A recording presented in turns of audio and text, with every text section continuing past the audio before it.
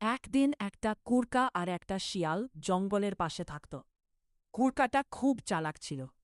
সে প্রতিদিন সকালে গাছে উঠে জোরে ডাক দিত। শিয়ালটা কুড়কাকে খেতে চাইত, কিন্তু ধরতে পারত না। একদিন শিয়াল এসে বলল, বন্ধু কুড়কা, আজ থেকে সব পশু পাখির মধ্যে শান্তি হয়েছে। তুমি নিচে নেমে এসো, আমরা বন্ধু হব। কুড়কা বুঝল শিয়াল মিথ্যা কথা বলছে। সে আকাশের দিকে তাকিয়ে বলল, ভালো কথা। আমি দেখছি কয়েকটা কুকুর এদিকে আসছে।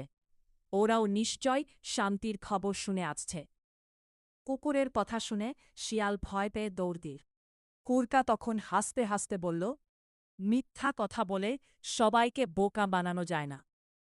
এই গল্পের শিক্ষা, চালাকি আর মিথ্যা কথা বেশি দিন টেকে না।